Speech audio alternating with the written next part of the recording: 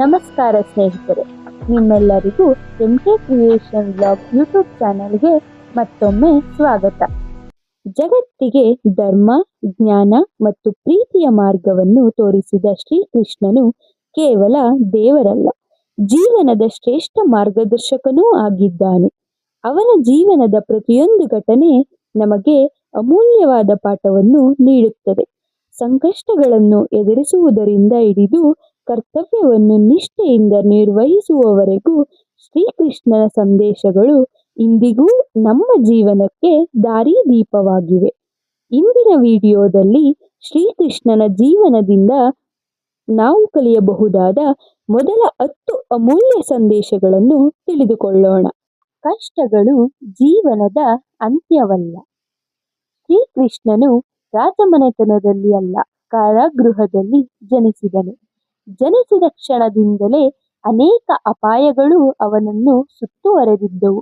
ಆದರೂ ಆತನು ಭಯಪಡದೆ ತನ್ನ ಜೀವನದ ಗುರಿಯನ್ನು ಸಾಧಿಸಿದನು.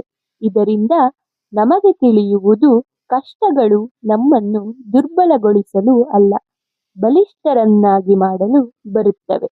ಯಾವುದೇ ಸಂಕಷ್ಟ ಬಂದರೂ ದೇವರ ಮೇಲೆ ನಂಬಿಕೆ ಇಟ್ಟು ಮುಂದೆ ಸಾಗಬೇಕು. ಧೈರ್ಯದಿಂದ ಸವಾಲುಗಳನ್ನು ಎದುರಿಸಬೇಕು. ಕಂಸನು ಕೃಷ್ಣನನ್ನು ಕೊಲ್ಲಲು ಅನೇಕ ರಾಕ್ಷಸರನ್ನು ಕಳುಹಿಸಿದನು. ಆದರೆ ಕೃಷ್ಣನು ಪ್ರತಿಯೊಂದು ಸವಾಲನ್ನು ಧೈರ್ಯದಿಂದ ಎದುರಿಸಿದನು. ಜೀವನದಲ್ಲಿ ಸಮಸ್ಯೆಗಳಿಂದ ಓಡಿ ಹೋಗುವುದು ಪರಿಹಾರವಲ್ಲ, ಅವುಗಳನ್ನು ಧೈರ್ಯ ಮತ್ತು ಆತ್ಮವಿಶ್ವಾಸದಿಂದ ಎದುರಿಸಿದಾಗ ಮಾತ್ರ ಯಶಸ್ಸು ಸಿಗುತ್ತದೆ. ಭಯವನ್ನು ಗೆದ್ದವನೇ ನಿಜವಾದ ವಿಜಯಿ. ಕರ್ತವ್ಯವೇ ಮೊದಲ ಪೂಜೆ. ಕುರುಕ್ಷೇತ್ರದಲ್ಲಿ ಅರ್ಜುನನು ತನ್ನ ಕರ್ತವ್ಯದ ಬಗ್ಗೆ ಗೊಂದಲಕ್ಕೊಳಗಾದನು. ಆಗ ಕೃಷ್ಣನು ಅವನಿಗೆ ಧರ್ಮಕ್ಕಾಗಿ ತನ್ನ ಕರ್ತವ್ಯವನ್ನು ಮಾಡು ಎಂದು ತಿಳಿಸಿದನು. ಜೀವನದಲ್ಲಿ ಪ್ರತಿಯೊಬ್ಬರಿಗೂ ಕೆಲವು ಜವಾಬ್ದಾರಿಗಳಿರುತ್ತವೆ. ಅವುಗಳನ್ನು ಪ್ರಾಮಾಣಿಕವಾಗಿ ನಿರ್ವಹಿಸುವುದೇ ದೇವರ ಸೇವೆಯಾಗಿದೆ. ಕರ್ತವ್ಯವನ್ನು ನಿರ್ಲಕ್ಷಿಸುವುದು ಜೀವನದ ಸೋಲಿಗೆ ಕಾರಣವಾಗುತ್ತದೆ. ಫಲದ ಆಸೆ ಇಲ್ಲದೆ ಕೆಲಸ ಮಾಡಬೇಕು. ಭಗವದ್ಗೀತೆಯಲ್ಲಿ ಕೃಷ್ಣನು ಫಲದ ಬಗ್ಗೆ ಚಿಂತಿಸದೆ ಕರ್ಮವನ್ನು ಮಾಡು ಎಂದು ಹೇಳುತ್ತಾನೆ. ನಾವು ಕೆಲಸ ಮಾಡುವಾಗ ಅದರ ಫಲದ ಬಗ್ಗೆ ಹೆಚ್ಚು ಯೋಚಿಸುತ್ತೇವೆ. ಇದರಿಂದ ಒತ್ತಡ ಮತ್ತು ನಿರಾಶೆ ಉಂಟಾಗುತ್ತದೆ. ಪ್ರಾಮಾಣಿಕ ಪ್ರಯತ್ನ ಮಾಡುವುದು ನಮ್ಮ ಕೈಯಲ್ಲಿದೆ, ಫಲ ನೀಡುವುದು ದೇವರ ಕೈಯಲ್ಲಿದೆ. ಈ ಸತ್ಯವನ್ನು ಅರಿತಾಗ ಮನಸ್ಸಿಗೆ ಶಾಂತಿ ಸಿಗುತ್ತದೆ. ಸತ್ಯದ ಮಾರ್ಗದಲ್ಲಿ ನಡೆಯಬೇಕು. ಕೃಷ್ಣನು ಯಾವಾಗಲೂ ಧರ್ಮ ಮತ್ತು ಸತ್ಯದ ಪರವಾಗಿದ್ದನು. ಸತ್ಯದ ದಾರಿ ಕೆಲವೊಮ್ಮೆ ಕಷ್ಟಕರವಾಗಿರಬಹುದು, ಆದರೆ ಕೊನೆಯಲ್ಲಿ ಸತ್ಯವೇ ಜಯಶಾಲಿಯಾಗುತ್ತದೆ. ಸುಳ್ಳು ಮತ್ತು ಮೋಸ ತಾತ್ಕಾಲಿಕ ಲಾಭವನ್ನು ನೀಡಬಹುದು, ಆದರೆ ಶಾಶ್ವತ ಸಂತೋಷವನ್ನು ನೀಡುವುದಿಲ್ಲ. ಆದ್ದರಿಂದ ಜೀವನದಲ್ಲಿ ಯಾವಾಗಲೂ ಸತ್ಯವನ್ನು ಅನುಸರಿಸಬೇಕು. ನಿಜವಾದ ಸ್ನೇಹದ ಮಹತ್ವ. ಸುಧಾಮ ಮತ್ತು ಕೃಷ್ಣನ ಸ್ನೇಹವು ಜಗತ್ತಿಗೆ ಆದರ್ಶವಾಗಿದೆ. ಸುಧಾಮನು ಬಡವನಾಗಿದ್ದರೂ ಕೃಷ್ಣನು ಅವನನ್ನು ಅದೇ ಪ್ರೀತಿಯಿಂದ ಸ್ವಾಗತಿಸಿದನು. ನಿಜವಾದ ಸ್ನೇಹವು ಹಣ ಅಥವಾ ಸ್ಥಾನಮಾನವನ್ನು ನೋಡುವುದಿಲ್ಲ. ಅದು ಹೃದಯದ ಪ್ರೀತಿ ಮತ್ತು ವಿಶ್ವಾಸದ ಮೇಲೆ ನಿಂತಿರುತ್ತದೆ.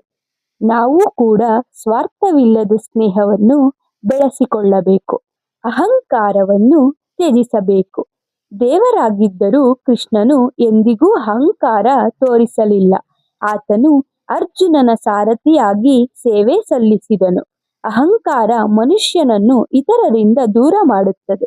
ವಿನಯವು ಎಲ್ಲರ ಪ್ರೀತಿಯನ್ನು ಗಳಿಸಲು ಸಹಾಯ ಮಾಡುತ್ತದೆ. ಎಷ್ಟೇ ಸಾಧನೆ ಮಾಡಿದರೂ ವಿನಮ್ರತೆಯನ್ನು ಕಳೆದುಕೊಳ್ಳಬಾರದು. ಮನಸ್ಸಿನ ಮೇಲೆ ನಿಯಂತ್ರಣ ಹೊಂದಬೇಕು. ಮನಸ್ಸು ಚಂಚಲವಾಗಿರುತ್ತದೆ. ಅದು ಒಳ್ಳೆಯ ದಾರಿಯಲ್ಲಿಯೂ ಸಾಗಬಹುದು, ಕೆಟ್ಟ ದಾರಿಯಲ್ಲಿಯೂ ಸಾಗಬಹುದು. ಕೃಷ್ಣನು ಮನಸ್ಸನ್ನು ನಿಯಂತ್ರಿಸುವ ಮಹತ್ವವನ್ನು ತಿಳಿಸುತ್ತಾನೆ. ಧ್ಯಾನ, ಪ್ರಾರ್ಥನೆ ಮತ್ತು ಸತ್ಸಂಗದಿಂದ ಮನಸ್ಸನ್ನು ಶುದ್ಧವಾಗಿಡಬಹುದು. ಮನಸ್ಸನ್ನು ಗೆದ್ದವನು ಜೀವನವನ್ನು ಗೆಲ್ಲುತ್ತಾನೆ. ಪ್ರೀತಿ ಮತ್ತು ಕರುಣೆ ಜೀವನದ ಆಧಾರ. ಕೃಷ್ಣನು ಎಲ್ಲ ಜೀವಿಗಳ ಮೇಲೂ ಸಮಾನ ಪ್ರೀತಿ ಹೊಂದಿದ್ದನು.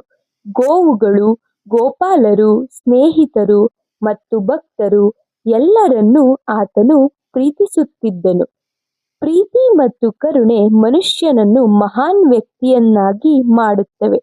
ದ್ವೇಷ ಮತ್ತು ಅಸೂಯೆ ಮನಸ್ಸಿನ ಶಾಂತಿಯನ್ನು ಕಸಿದುಕೊಳ್ಳುತ್ತವೆ. ಆದ್ದರಿಂದ ಎಲ್ಲರೊಂದಿಗೆ ಪ್ರೀತಿಯಿಂದ ವರ್ತಿಸಬೇಕು. ಸೇವೆಯೇ ನಿಜವಾದ ಧರ್ಮ. ಇತರರಿಗೆ ಸಹಾಯ ಮಾಡುವುದು ದೇವರ ಸೇವೆಯಾಗಿದೆ ಎಂದು ಕೃಷ್ಣನು ತಿಳಿಸುತ್ತಾನೆ. ಹಸಿದವರಿಗೆ ಅನ್ನ ನೀಡುವುದು, ದುಃಖದಲ್ಲಿರುವವರಿಗೆ ಧೈರ್ಯ ತುಂಬುವುದು ಮತ್ತು ಅಗತ್ಯವಿರುವವರಿಗೆ ನೆರವಾಗುವುದು ಮಹಾಪುಣ್ಯದ ಕೆಲಸ.